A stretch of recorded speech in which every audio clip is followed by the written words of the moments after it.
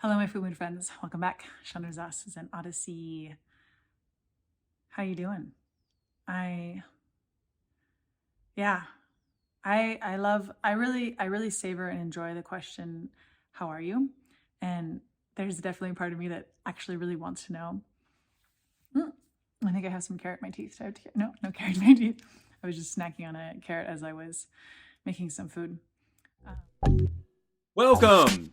Here is your hostess and coach, Chandra Zas, helping people make food and mood changes doable without missing out. Go ahead, high five that like button, subscribe and share while you're there.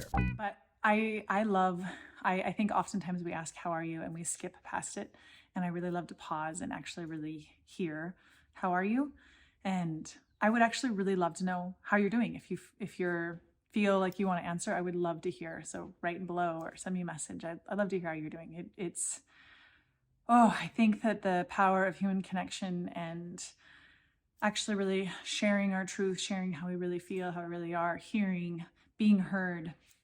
It's with the whole, I've been diving a lot into Blue Zone stuff with my daughter's school, and the social community support aspect of the human experience is a massive contributor to longevity, to living not only a long life, but a high quality life.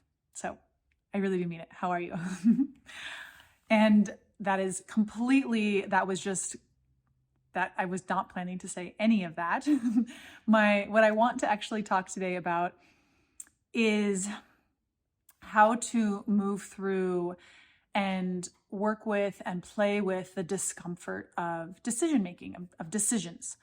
It's one of the cornerstone components of coaching in general, not necessarily food and mood coaching, although, deciding, gaining agency and understanding that we have a choice in how we feel, and we have there are tools that we can deal with our stress, how much do we allow our body to be in a state of physiological stress.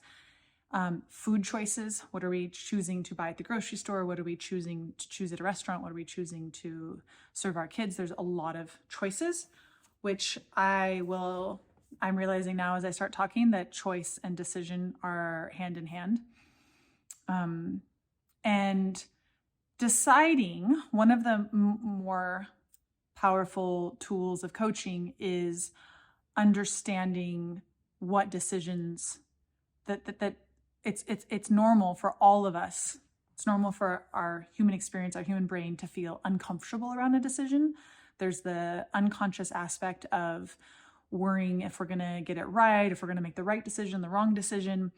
Maybe there's a better option out there. And so kind of the default is to put off making decisions. Oh, later I'll make a decision. Tomorrow, let me just put off the decision. And I'll share with you that the reason that this episode is coming about, in this how to move through the discomfort of decision making, is I have been in a long process of deciding two big decisions, and I wanted to kind of bring you into my personal life and let you know how I'm using these coaching tools very consciously and my own human experience of feeling the discomfort of decisions. So maybe you've heard me mention it. I haven't talked a whole lot about it, but I am organizing a multi-author book on human potential, which has just been this incredibly spiritual experience for me. Hello, my friend. How are you? I'm in the Dead Sea, floating in the water. Go ahead and like and share and follow so we can keep in touch. I started once I had the idea, I reached out to 5 core people, and I was like, if they all say yes, I'm going to go through with this. They all said yes. This was months ago. And so I have taken it upon myself to organize this book, which means, getting a publisher and figuring out marketing. And I have literally been since November. I just received the contract that I'm going to sign today, which is why this episode is coming out right now. I just received the contract after months of going back and forth and figuring out, both learning about the publishing world, doing research, asking questions, figuring out even what questions to ask. And then ultimately, and I talked to many publishing companies, and ultimately deciding which publishing company I was going to go with and why, and which parts of the contract were important. And I completely noticed my own discomfort of deciding. And in this last week, as I was ready to finally make the decision. I was like, okay, it's time to finally decide. It's time to sign the contract. All of this discomfort came up, all of this like, oh, I could feel it in my body, this like, ah. And I totally just recognized this part of me that was like, I don't want to like make this decision. What if it's wrong? What if it's, oh, I don't want to make this decision. And that just natural inclination to avoid the decision, to avoid being like, yes, here's the contract. I'm signing, I'm paying, and making that finality of a decision. And so if I can give you, if you'll let me just give you a couple of the coaching tools here, one is to acknowledge and notice the discomfort. Like all of our brains are wired to avoid discomfort. It's just how we humans are. And it really does take a trained brain and a certain amount of skills and consciousness and awareness around the discomfort of a decision, or the discomfort of doing something hard, or the discomfort of taking a risk, or the discomfort of, we are wired to avoid discomfort. So kind of intellectually understanding that, like, okay, here's this feeling of discomfort. And of course I don't want to feel it. Of course my tendency is to go away from the discomfort. That's just how we're wired. And then to really go into the other part of our brain, that we have the emotional reactionary part of our brain that says avoid discomfort, seek pleasure, which is like, if we let that part of our brain rule us, we sit on the couch and we eat food and we watch TV all day, because that part of our brain, we're like, we're safe, we're secure, there's no potential discomfort. But if you really go down that train, you think about, okay, well, if I'm going to live on the couch eating and watching TV, like, how is that going to actually affect my life? Like, do I actually want that kind of life? Do I want that kind of body? Do I want that kind of, if we're on the couch watching TV, we're probably not relating, we're probably not exercising, we're probably not really invested in our relationships, we're probably sedentary, our body's probably sluggish, we probably accumulate disease. So if you really kind of like think about the future, which is what our prefrontal brain is able to do, is really think about, well, what do I want my life to look like? How do I want to feel 10 years from now? Or do I want to create this book in the world?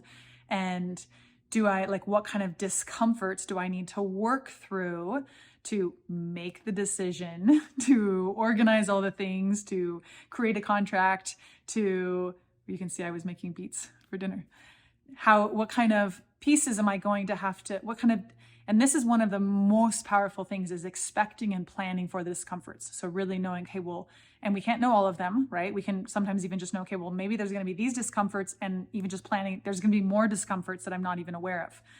And so being conscious and aware of those discomforts and of our natural tendency to go away from the discomforts and to choose to go towards and into those discomforts and take the risk and feel uncomfortable and make the decisions that lead us towards, like if you're at this grocery store, I'll take this into a food example. If you're at the grocery store, and it's one of the best places to make decisions from your prefrontal cortex, because what we buy in the grocery store ends up in our house. And so it's one of the powerful places to make food decisions. So at the grocery store, okay, you maybe even do it before the grocery store. Before the grocery store, you make your list. Okay, what are the things that I want to bring home with me? What kind of foods do I want to put in my body? And then you get to the grocery store and you got your list, and then you also see the foods that maybe you were not on the list and you don't really want, but they're so tempting, and you want to, it's uncomfortable to not buy them. So there's one discomfort. And then you head home, let's say without the treats, without the normal dopamine hitting treats that don't actually help your body, they don't nourish your body. Then you're going to be home, and maybe you have that uncomfortable feeling, like, you're stressed or you're sad or you're upset about something, and then you're wanting to have that food to comfort you, to help you avoid and not feel that uncomfortable feeling. So then you have another discomfort to move through. So do you turn to another vice? Do you turn towards scrolling? Do you turn towards TV?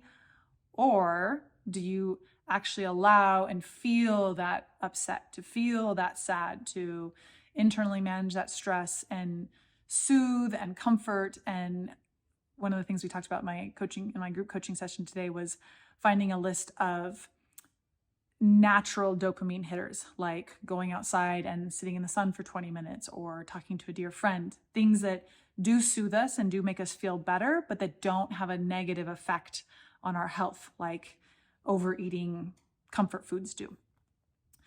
So discomfort. and deciding ahead of time intentionally, okay, I'm going to feel uncomfortable.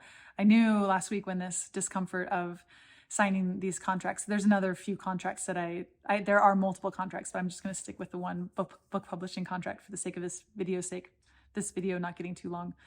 And I lost my train of thought. But as the discomforts last week came up around finally making this decision, I knew what it was. And knowing those discomforts and planning for them and accepting them and expecting them and allowing them and allowing them to move through our body, but not allowing them to make us avoid making the decision or to, dive into comfort foods or escape the discomfort. The idea is breathing through, allowing that discomfort to be there, staying in our higher self, staying in our prefrontal brain, and choosing, yes, this is uncomfortable and I still want to do it and I can live through this, and choosing that bigger life, choosing that life that has